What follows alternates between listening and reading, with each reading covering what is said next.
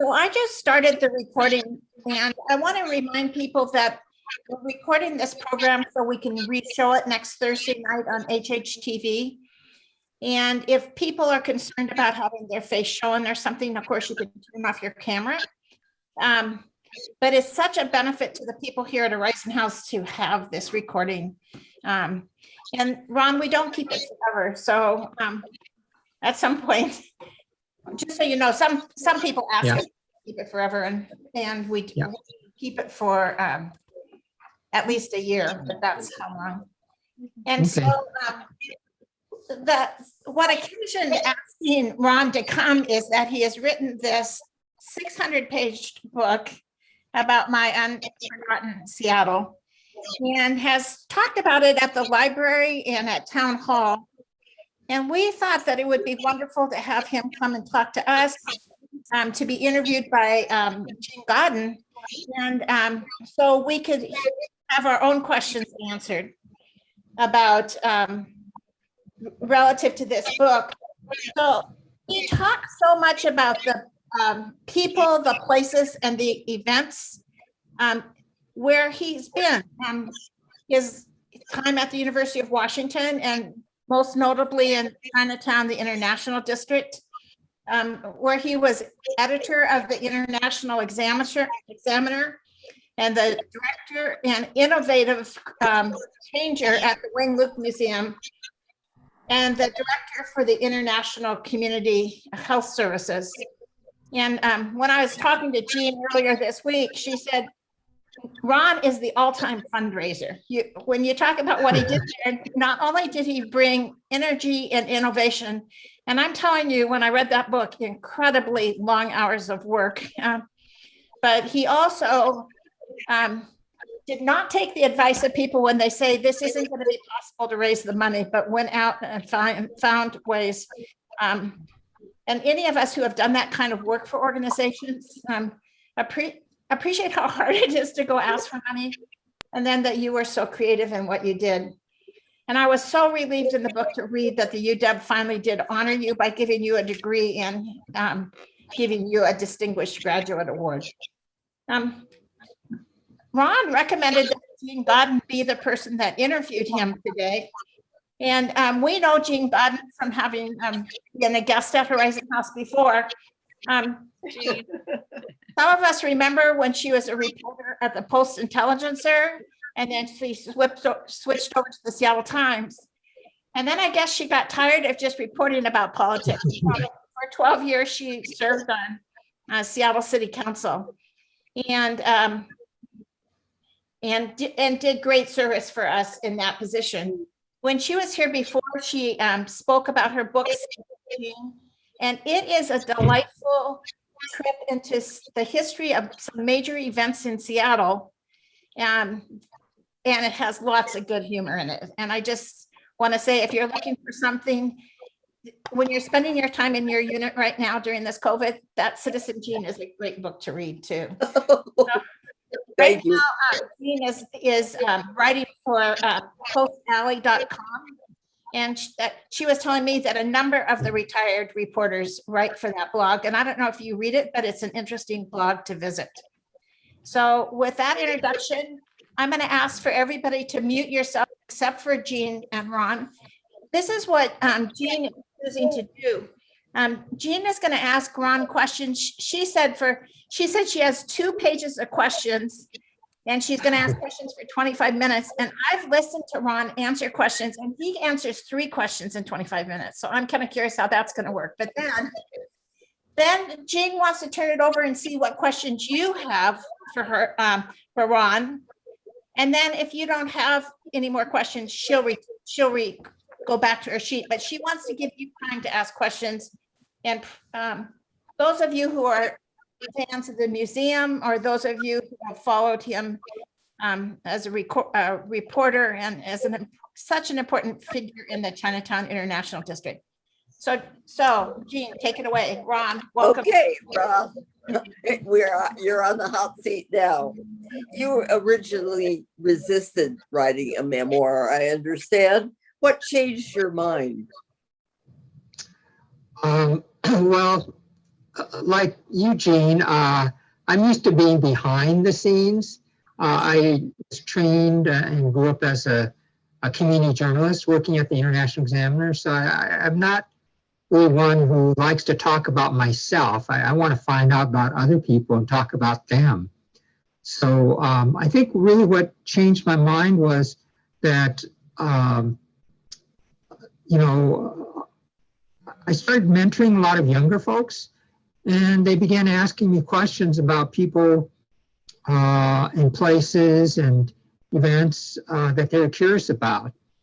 And I sort of got tired of answering the same questions over and over. I didn't mind, but it seemed to me I could just refer them to some document that maybe they could go there. So that's really the impetus for creating the memoir. Tell us a little bit about your family. Where did your folks come from?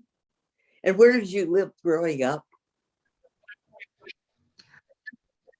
Well, I'm a third generation Seattleite. My grandfather, my father's father, came in 1911, like a lot of early Chinese immigrants from the southeast area of China, from a village.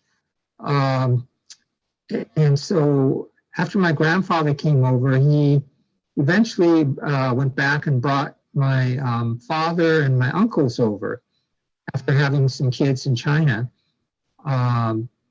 And so that's kind of the origin story of my family. My mother came over later after repeal of the Chinese Exclusion Act, which some folks may know really prevented families from reunifying here in this country.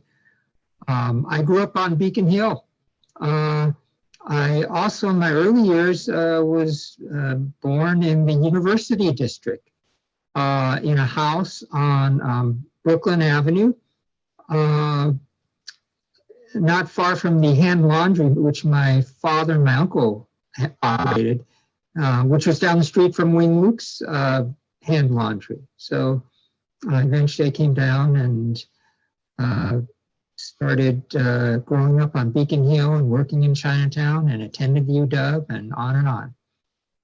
Well, you did grow up on Beacon Hill, but you say in your book that your neighborhood was the Chinatown-International district. Why would you say that when you grew up on Beacon Hill?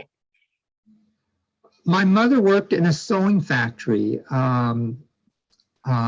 near 12th and Butler Street. It's now called McPherson's Leather Company, but it used to be Seattle Glove Company. So those who know a little bit of Seattle history know that there were a lot of sewing factories that a lot of the immigrant women worked in, and they're mostly in Pioneer Square in Southeast Seattle. So my mother worked in Chinatown in the sewing factory. My father worked in a restaurant called the Hong Kong Restaurant or Hong Kong Cafe. Some of the listeners here probably remember it. It was in its heyday. One of, I see a thumbs up, yes. But it was the biggest chop suey restaurant in the neighborhood back when you wanted Chinese food, you had to come down to Chinatown. So my father worked there. I worked there growing up, making some money to go to college. So we were down there quite often. That was kind of a second home for me. Oh, so it was more of a second home. Did you do your shopping there in the International District? What was the International District like in those days? It was kind of like a tight-knit community. It was the city when I was growing up in the 50s and 60s was pretty segregated. So we hardly knew anybody outside of Chinatown, Beacon Hill, and the Central District. I didn't know a single person on the east side or North Seattle or anywhere in Seattle. So it was very different. The streets, I remember, were paved with, they actually had wood planks. And when I went on page on HH Connect, showed you the link to the alert instead of just tapping on. Rod, you as a child of hello, Yeah, as a I'm there. child of immigrants, did you have a hard time adjusting to school? I had a lot of problems because I didn't understand the language. In the home, Chinese was spoken. So once I got to kindergarten, I didn't have a clue what was going on. And as a child, I was sick a lot. So I missed a lot of school. That made it hard as well. Yeah, I was taught to really listen to the teachers and not talk back. So when the teachers asked me questions, I didn't talk back. I wasn't taught to say anything. I had a rough transition. It took me a long time to develop the skills to really succeed in school. Rod, talk about your university experience and your time working on the University of Washington daily in the 70s. Talk about that. I was there too, in the 70s, finally getting my degree in communication. Yeah. Well, like Eugene, I sort of entered it kind of a little bit obliquely in an odd time period. I know you had some experience working at a community newspaper. Was it the University Herald? I had done some work at the International Examiner, which is a new community newspaper. And, I was also trying to get an education up at the UW, but I encountered a situation where I was passed over for a news editor job. I ended up filing a discrimination complaint. Didn't get my degree, but persevered, came back down to Chinatown, interestingly enough, to work for the International Examiner, really for no money. But it gave me a chance to reconnect with my community and provided great meaning for me, and ultimately led me to documenting a lot of the community during the period of the 1970s when the Kingdom had been developed, and when there were a lot of student activists trying to develop social services to support the longtime residents down there. So it was a great grounding. But I headed straight from the University of Washington back down the community, where I have stayed ever since. Well, you left the University of Washington a few credits short of a communications degree after filing a discrimination complaint. Was it difficult to decide to file that complaint? Tell us a little bit about that. It was a hard decision, Jean. Remember, I'm like 20 years old, and I'm just feeling like what happened to me was not right. And, I wasn't, again, being raised, trained as a reporter, I didn't, you work behind the scenes, but, I felt, I saw my parents, and what they did and their work, and they had always pushed me to succeed. And my father especially was a great role model, because he stood up even during a time when, often, waiters weren't treated with the type of respect and dignity. They still aren't today, but even more so back in that day. And so I felt like, well, I had the opportunity to go to school, unlike my parents, and I should make the most of it, and I should speak out. So I did file a discrimination complaint, but ultimately, even though I won the complaint, Jean, I wasn't able to get my degree, and I wasn't able to get a job in my profession. I actually did apply at the Seattle Times, PI, and a number of places, and was passed over and never got an interview. So I just, I'm the type of person, I didn't want to linger and be bitter. So I just said, well, I'm coming back down to the community and do what I can. So you went to work for the International Examiner after you left the University of Washington, and you're 17 years working at the International Examiner, first as a reporter and then as an editor. What was that like in those days? It was fun, and I'm sure you'll relate to it. Back in the day, this is before the internet, and so getting information and so forth, you had to be resourceful. And often the sources were really people you developed relationships with. And so you had to develop relationships. You had to have people skills, and you had to develop some trust by dealing fairly with folks. It wasn't just, you could snipe at folks and run away. In my case, I'm working inside a community where gossip and, you know a lot of these folks. You're related to a lot of these folks. So again, trying to develop some credibility, but then also be critical is a very delicate balance. I think oftentimes nowadays people don't really appreciate the need to do that. You can snipe from different corners and vanish. Back in the day, it was news didn't travel as quickly. It both traveled quickly because you were literally close by, but it also, the technology was very, very slow. You probably remember, and some of the listeners probably remember back in the day when, again, before desktop publishing and the internet, you were using manual typewriters to type out your stories. And Did you use a Royal? I did. I actually did, and had one of those typewriters where to capitalize, you press down on the shift key and the whole carriage lifts up, and it was a slow process. Photography, and you remember too, Gene, it wasn't like you had a mobile device and you snapped these shots and you emailed to somebody. You had to go, and you had no idea what pictures you had if they turned out, and you had to go to the dark room and develop them. And it's just a long, cumbersome process. But, it did teach you a certain resourcefulness that I think people bred in that era had, to be able to write quickly, to think quickly, and then to be just really resourceful.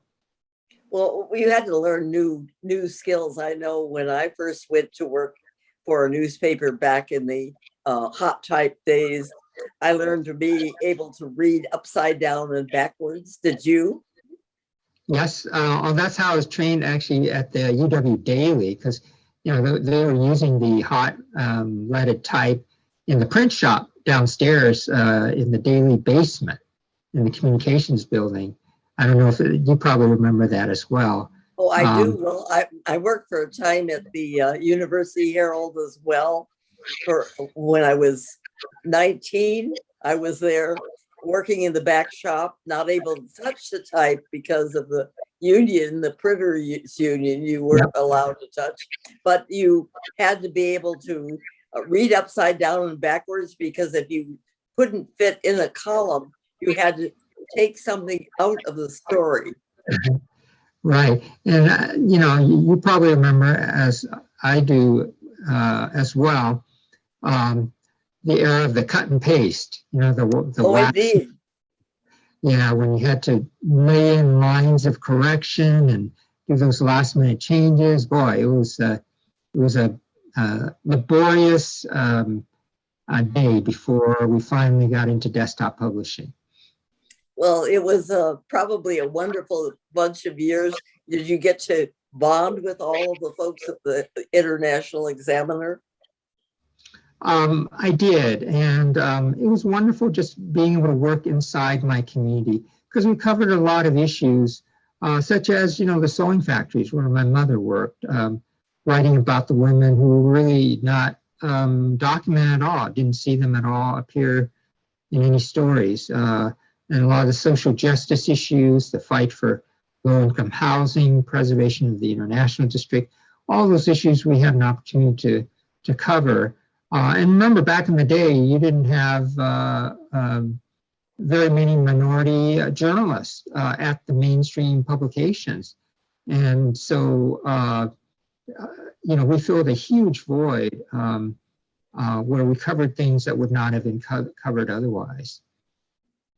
Well, Doug knows yours at the International Examiner. You did become friendly with Jean Verdes and Slimy Domingo, who were two second-generation cannery union workers. Do tell us about your friendship and what led you to write the book, Remembering Slimy Domingo and Jean Verdes. Yeah, well, at one juncture early in the history of the International Examiner, the newspaper was published by the Alaska Cannery Workers Association, which was a cannery workers advocacy group started by a few young Asian American and Native American cannery workers who went up to Alaska to work during the spring and summer. So they were the publishers.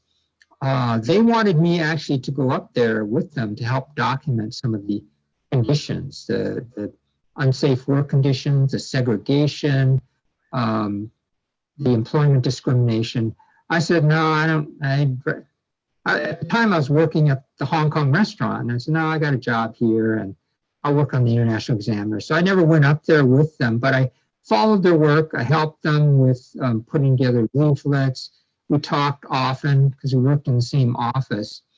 They were murdered in 1981 as part of a conspiracy that was launched by Ferdinand Marcos to target US-based opponents of his martial law regime. So once they were murdered, that obviously affected me greatly. They were good friends. And I decided eventually to do a book. The book you mentioned, Jean, in large part because of my friendship, especially with Gene Viernes. The two of us had been working on a book on the history of the Alaska canneries before he had been murdered. And so I sat on that project. I had the manuscript, and many years later, I decided it's time to do the book. It was kind of my promise to my friend Gene to eventually make sure that that book was done. So again, many years later, that was completed, and I felt the sense of completion there. So wonderful that you were able to memorialize them in that way. Yeah, and there again, Jean, it was sort of also like a lot of the younger folks asking questions, and then me feeling an obligation to kind of tell some stories. Well, it was a, kind of a mystery there for a while, how it happened. Yeah, and it was, originally there was a feeling that they were murdered because of their unwillingness to take bribes from folks who wanted to go up to gamble in Alaska in the canneries. But it actually turned out after further investigation that was it was sort of true, but it was sort of a cover story as well for the political intrigue that really lay behind that.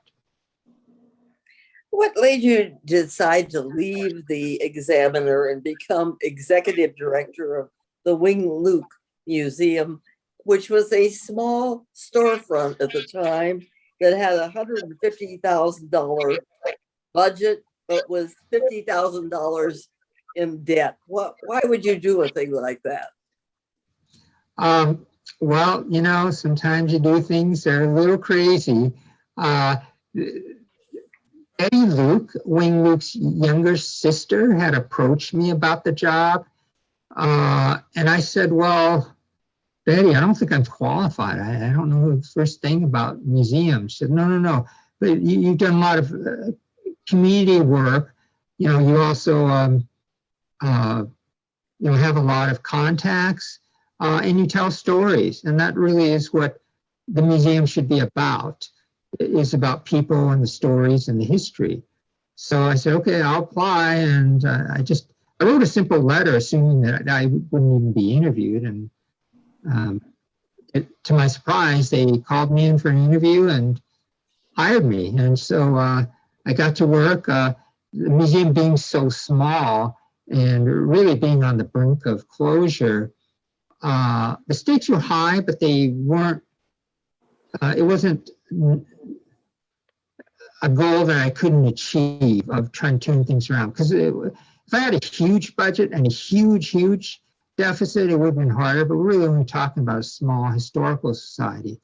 So fortunately, we're able to do some projects, in particular one focused on the Japanese incarceration during World War II that really brought the community out. And it generated quite a bit of community enthusiasm, dollars, visitors, and we're able to turn things around and develop this new museum model, which was built around the notion of community curated exhibits. And that's really what got things moving.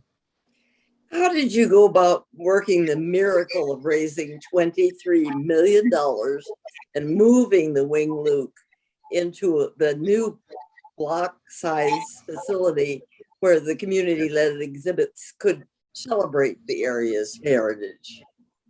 Yeah, that to this day, I still not totally sure. Sometimes, you know, when you go after something, you can't really not believe. If you believe, that's half the battle. So, you know, being younger back then and feeling inspired by the mission, I told my board, and I believe that we have these great community relationships we built off of our community-based work, and they will lead us to our goal. Again, people said, well, it's fine for you to say that, Ron, but $23 million for this small, tiny institution, you got to be out of your brain. And, you know, and I think in retrospect, I talked to some of my former board members and staff, and they said, yeah, we kind of, we you know, as much as we believed in you, we kind of really didn't truly believe we could do it. I said, well, you know, I'm glad you didn't tell me that, because, you know, I was just, you know, I figured, well, if other museums can do it, we should be able to do it too. And it's really believing, I think. Well, I'm fascinated with your talking about community curated museum. How does the community become part then of the museum?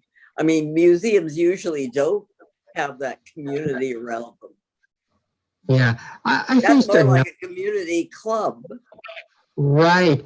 Well, you know, when I first launched this notion of creating a new type of museum, again, people were pretty skeptical. The traditional museum is really built on a system whereby you hire professionally trained subject experts, people with expertise in museology and curation. And they're mostly built around objects and artifacts in its collection. I was a reporter. I was interested in people's stories. I wasn't interested in the stuff. I was interested in dialogue and community action. So I said, well, let's see what we can do. Let's forget about spending all our time gathering all these objects and stuff. Let's talk to people. Let's share their memories. Let's bring out the untold stories. And let's connect that to issues happening here and now and see what happens. So, for example, Japanese American incarceration. You know, we want to talk to folks who had really not shared their stories of what happened during World War II. And once they began to share what they knew and what they experienced, it was revolutionary. You know, people were willing to invest in it. They themselves came forward with objects.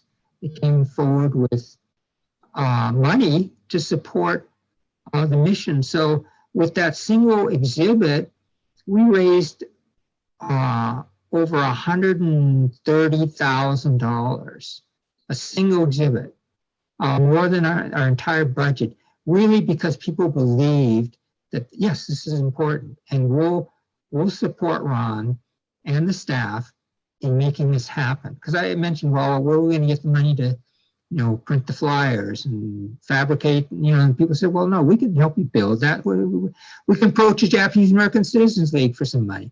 We can approach Japanese Baptist Church for money. So then people just started coming out of the woodworks. And That's the magic of a community-based, community-curated vision that really isn't about experts, subject experts who have some big degree, but really about community feeling like they're wanted, needed, and valued. Well, you know, I've been asking all these questions for about half an hour and I haven't given the other people a chance yet. Do you want to call on some people, Gigi, and see, you know, whether there are others who have questions as well? What an opportunity to talk to Ron. So we know the routine pretty well. If you hold up your hand, I'll call on you and you can unmute yourself to ask a question. And so I'm looking to see, is Laura unmuting right now? Is that what's happening? Ron, I was really interested in the part when you talked about, you said something about that in response to Jean's question.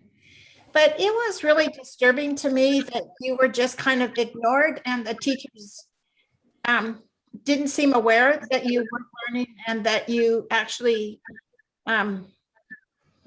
weren't knowing some of the words that were being used and ideas that were being shared in class. You just kind of got from grade level to grade level.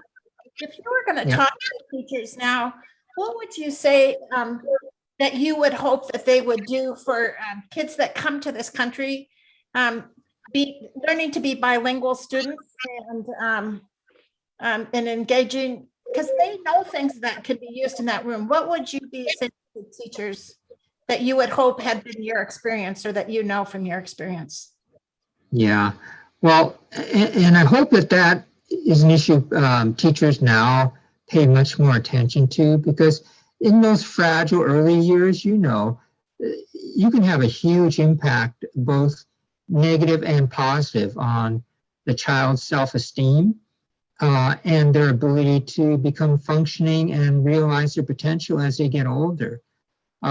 When I was in elementary school, they kept pushing me along. You know, I just, you know, they would call on me. I wouldn't say anything.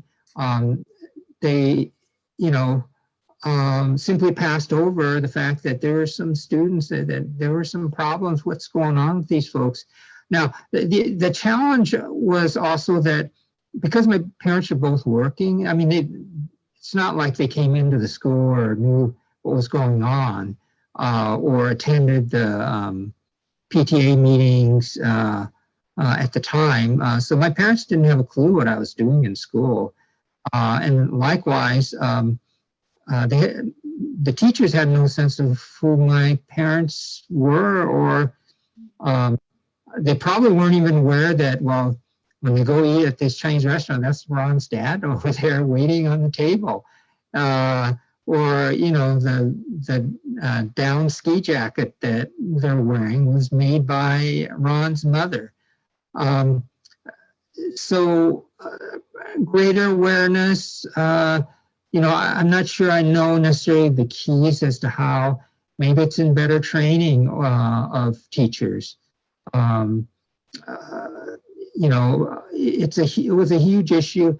And again, it affected my self-esteem in the early years because I just, you know. So then you really use names of teachers who really did make a difference for you. And you come back to those people over and again in your life, in your book, mentioning those teachers. Yeah. There was something about what they did that was quite different. Yeah. Well, first of all, there was only one teacher in elementary school who, and I'm trying to remember, was it fifth grade, sixth grade? It was my last year elementary school. Miss Murakami. What was important about it, she wasn't an especially great teacher, but I, for the first time, saw somebody who looked like me. I saw an Asian face, and it was reassuring. It's hard to explain exactly, but you know, she sort of knew because she had the cultural context to know, for example, that in the Asian culture, you know, there's a certain deference. And so in order to draw people out, you have to be aware of that and then be respectful of that. So having a great role model. Later in especially high school, there were a few instructors like Rick Nagel at Franklin High School was really profoundly influential because he talked about social issues. He talked about discrimination. He talked about things that really resonated. He understood the Chinese Exclusion Act. He understood what it was like to be from an immigrant background. And whether he himself was immersed in that or went through that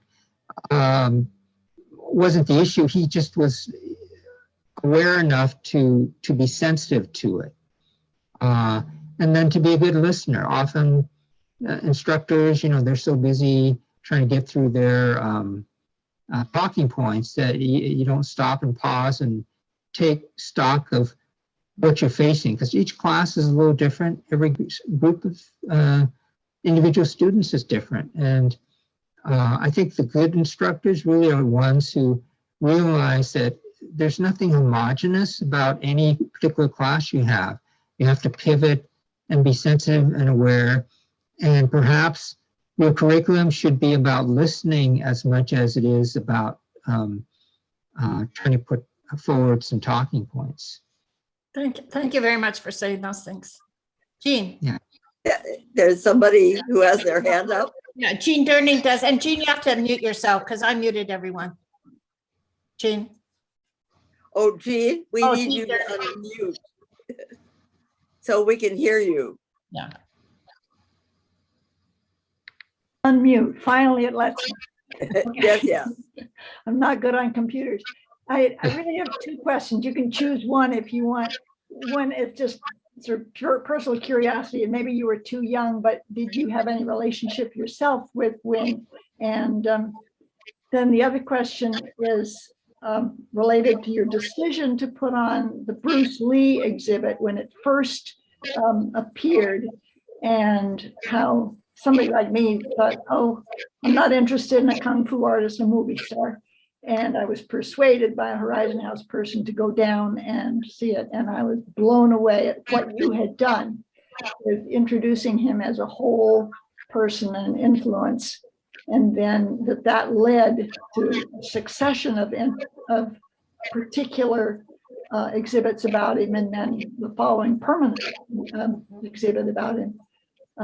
So it is, how did the first exhibit get initiated, as well as just my curiosity about my friend Wing?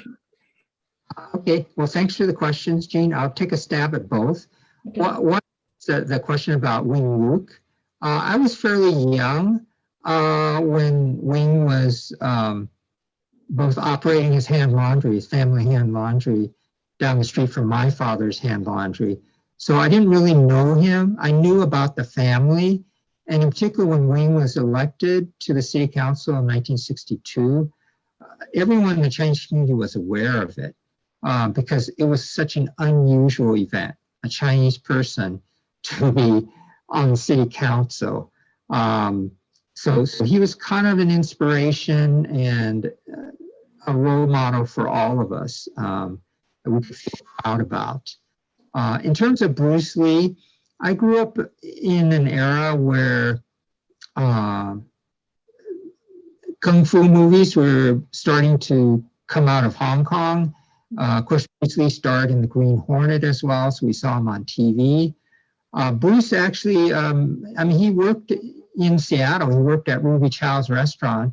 He came to the Hong Kong restaurant where I worked and hung out with one of the waiters there. He was Bruce's workout partner. So I did see him. He went back in the kitchen and used to, I didn't see him doing this, but supposedly he went in the back and started beating on some vegetable crates and breaking them and doing all that kind of stuff that, young men do back in the day to impress one another. So he was always a presence. And he also, like Wing, was a different kind of role model, because back then you had media stereotypes of Charlie Chan and Fu Manchu, and you didn't really have any more positive male role models. So when I joined the museum years later, in the original vision I had for the new museum, I proposed a Bruce Lee gallery. And I felt that because of his popularity and enduring interest in sort of that, the martial arts and sort of health and, you know, even its connection to philosophy and so forth, that he was the one person, in addition to folks like Jimi Hendrix, who was sort of a local icon. And so I thought, well, let's do a gallery on Bruce Lee. Now, the gallery never came into existence. It was paired from the final list of permanent exhibits for the new museum. But after I left the museum, later, there were a few iterations of Bruce Lee exhibits that emerged, and that's a good thing because ultimately it was part of what I wanted to see the new museum embrace. Does that answer your question, Jean? Other Did we questions, get your question answered? Oh, good. Excellent. other people who have questions? Oh, I have a question. Here's another hand out here, Dorothy. Hi, this is Laura. Yeah, I wondered, Ron, if you could talk a little bit about the International District, Chinatown International District, I guess I should say, now, what you see as the main challenges toward making it a stronger community. Yeah, that's a good question. It's a tough time right now. I'm sure if you've been down there, you see a lot of the storefronts are still boarded up. And that happened immediately after the George Floyd murder. There were a number of riots, as you remember, throughout Seattle. And in the International District, there were about 20 businesses that were vandalized and windows are broken and so forth. So plywood was placed over the windows. A lot of younger folks, to their credit, stepped forward and painted wonderful murals on the plywood, which brought a new sense of life to the community. But for the most part, a lot of it is still boarded up. You don't really have in-person dining at many places because of the small congested spaces. There are a lot of issues of violence and public safety and crime, both in wake of former President Trump's talking about the China virus and Kung Flu and a lot of this inflammatory language. So that really affected a lot of people down there. I've heard of a number of incidents of people being assaulted. A lot of this anti-Asian violence that's been fomented again recently, attacks on seniors who live down there. It's a terrible situation. So there's still much that needs to be done to allow the community to recover fully. But I'm hopeful that we'll get through this. We've got a different administration, and I think we now see a lot of Asian journalists speaking out on this issue. Again, targeting of our seniors. Of course, I mentioned, folks, that anti-Asian violence is not a new thing, and it's been around. Anybody who's worked in Chinatown knows that there have always been a lot of crimes down there targeting the seniors, especially. A lot of the seniors are women because the women live longer than the men. It's a right place to go and rob somebody and push them down and grab their stuff. In the past, it wasn't the kind of police response or the public response, 911 response, language issues, as well as people's reluctance to report things. Again, now there's a little more openness to talking about it, and I'm hopeful that we can apply some public resources to deal with this issue. So yeah, in terms of the future, hard to tell. I remain hopeful. Thank you. Thank you. Dorothy has her hand up. we need to call on her. Are you? Yeah. What's your question, Dorothy? The most important thing about Wing Luke was his sense of humor. He Yep. used to make he was a college friend of my husband and myself, and we kept in touch with him for years. He was an usher at our wedding, and he did the most remarkable cartoons, both on student life and on national politics. And his sense of humor was remarkable, and he was a treasure to all of his fellow students. He ran for president of the class, president at UW, and was defeated. We were all very sad. End of report. Yeah, thank you for that, Dorothy. I was going to mention, by the way, I believe there are quite a number of the cartoons that he did in the Wing Luke collection. I know the family donated a bunch of things. A lot of his friends donated things over the years. Let me just also say that I think humor is a great attribute to have. You know, often in this, and we see this in this polarized political climate, you know, we have to find a way to kind of bridge the divide. And while I have strong opinions about things, you know, I value the times I can cross over and be able to talk to folks and be able to communicate to them, because I know who my allies are, you know, and what I want to do is be able to affect people who may not agree with me, but are at least open to some different ideas. So Wing was, you know, a leader in that respect as well. Just his sense of humor and his, you know, it just is warmth and humanity, I think, are great legacies they left behind. Yes, we've got another question here.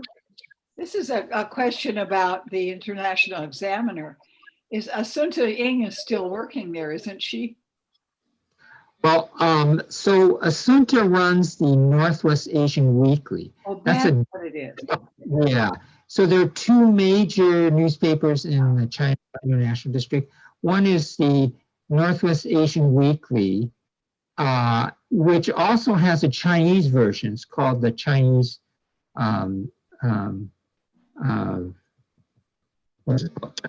Seattle Chinese Post. Oh, yeah. Yeah, so she basically translates a lot of the articles from English into Chinese and vice versa.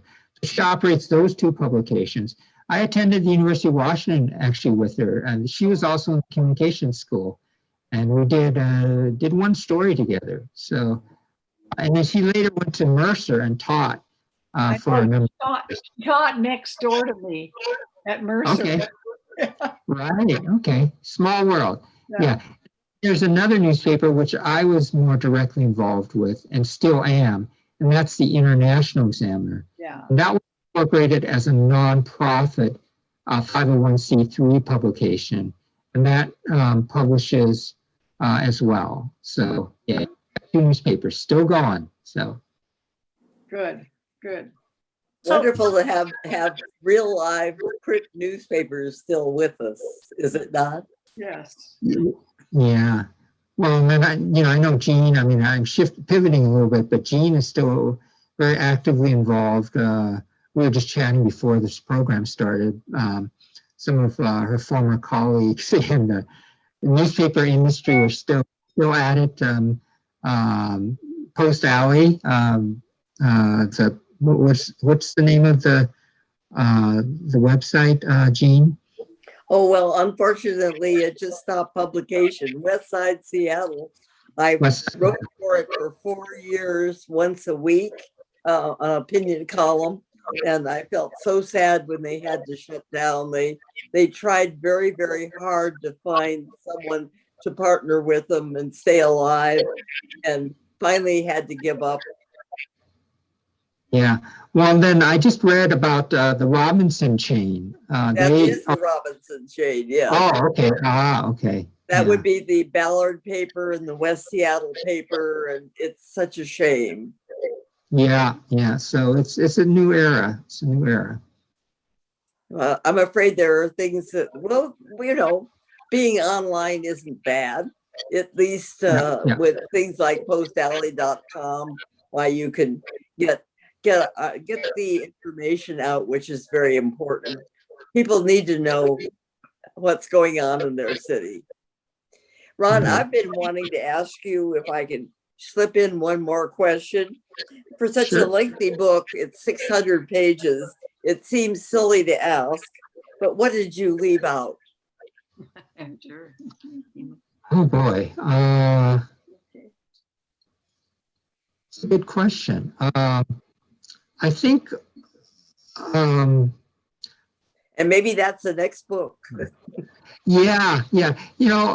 So I'm sure you went through this too, Gene, where you write the book and you think to yourself, oh shoot, I should have done a chapter on the following. So I spent 3 years doing the writing and research and about a year doing design and editing and all that kind of stuff.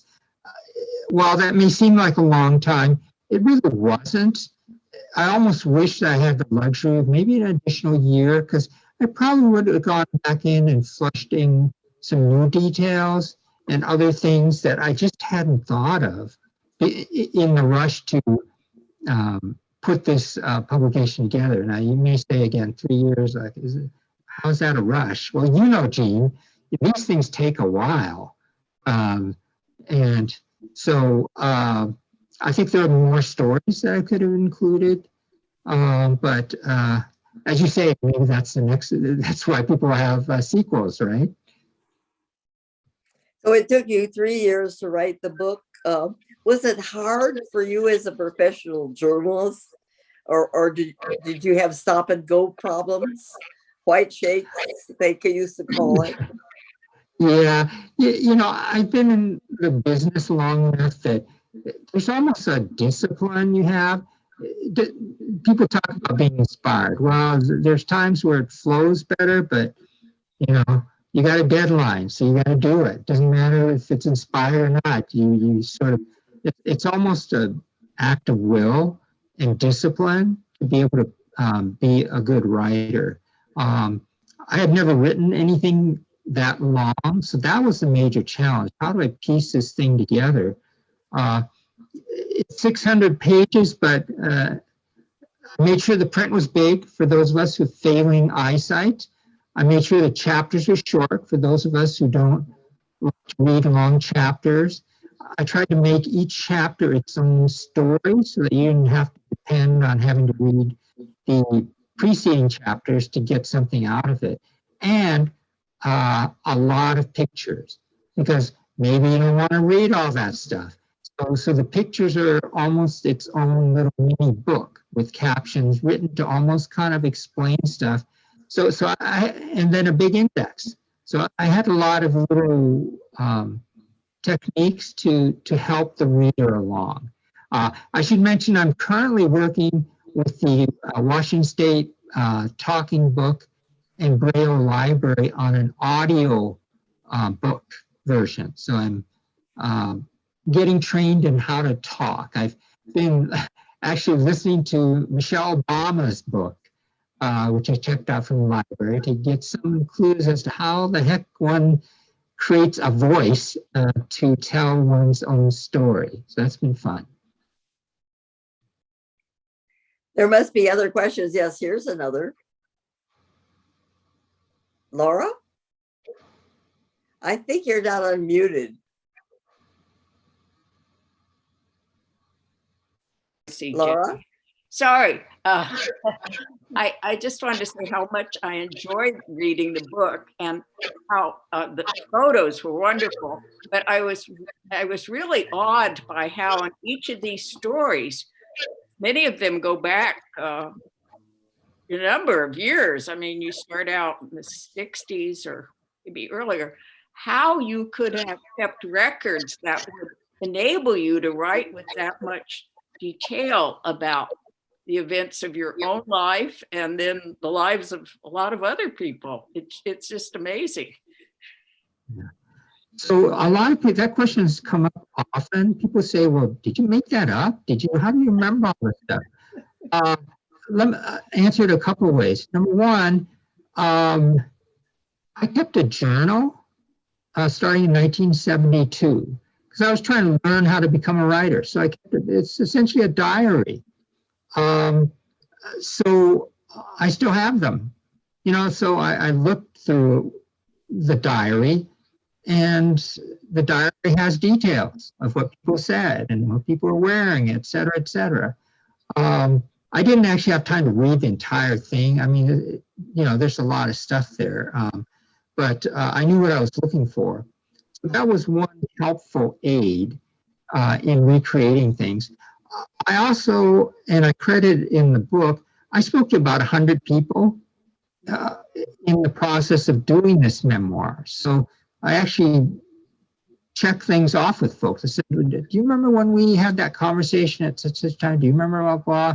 People would say, wow, how do you remember that? And I said, well, there were some situations where, and everybody's like this, things are frozen in your mind because you remember them. They impacted you for some odd reason or another.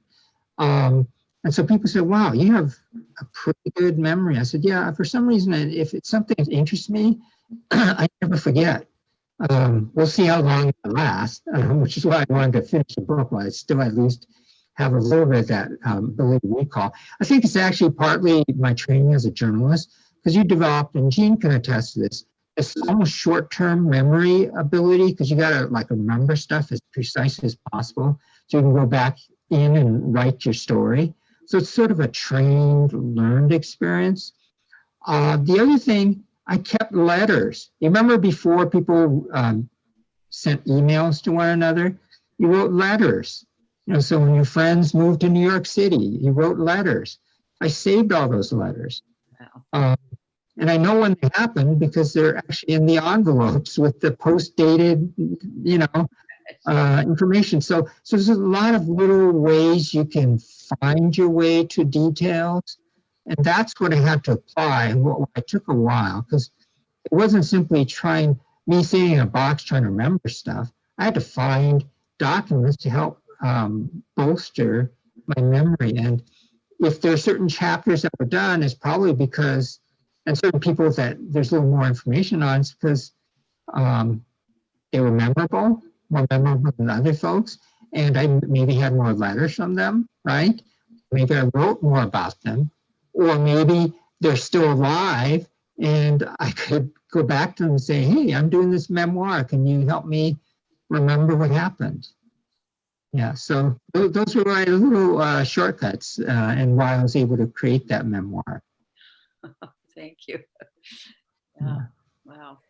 Rod, now that your book has been hailed as a success by many, myself included, you've retired from your latest fundraising stint over at the International the International Community Health Service. How are you spending your time? Well, I should say I'm not totally retired. So I am helping International Community Health Services develop this aging in place facility on North Beacon Hill, right next to the Pacific Medical Tower. It's part of this program of all-inclusive care for the elderly. Acronym is PACE. So raising $20 million to build this senior care facility. And that's scheduled to open in 2023. I'm just doing that part-time as a consultant. I am also surprisingly doing a lot of these programs which relate to my book. I've been stunned by the response that I've gotten for the book publication. So a lot of programs related to that. Doing the audio book version, which I mentioned, and trying to enjoy a little bit of downtime here and there, and just reconnecting with folks I've never had time to connect with. It's wonderful to be able to have more meaningful interactions with folks who you really want to have interactions with, and not interactions you have because you have to for work reasons or other reasons. You just become more sophisticated about your time. And I can say, speaking to this particular audience, I'm sure you know exactly what I mean. If you don't like somebody, you don't talk to them, right? I mean, you can be gracious, but it's not like you have to have lunch with them or anything. You spend with the people that you want to spend time with, because life is short, life is precious. So I'm going to tell the two of you right now, at this time, we're happy to have lunch with anyone. And we wish that it was the case that Ron and Jean could have come and been live here at Horizon House with us to share in this experience. But thank you too for carving out the time to be with us. Jean, you did such a careful reading of the book. One can tell that from the questions you asked. And Ron, my dad started the Southwest Seattle Historical Society. And I think what you have here is such a gift to any historian, because if someone said, remember the shop that was on this street there? Remember the two people who used to work at that counter? Remember the people who served us in the Thai Tongue? If you have a question about anybody that worked in that area of town, but then the fact that you reached out to so many groups, that you're such a feminist, that you have taken on issues for North Africans as well as people from the Asian community. I just think you're a remarkable person and such a gift to Seattle. So when you say My Unforgotten Seattle, I think this is like wake up people and learn about Seattle, learn about this history. So thank you both so much for the work you did to come today and to share with us. Thank you so much. Always a Thank treat to you. be with you. Thank you. All right. Thank you, Jean. Thank you, Ron. Show up Okay. and help us with the post alley. And then Will do. I'll Okay. put a blurb in the alert so people know how to order this book if they'd like a signed official copy of it. So thank you very much. Okay. All right. Have a great day. Thank you all. Thank you all.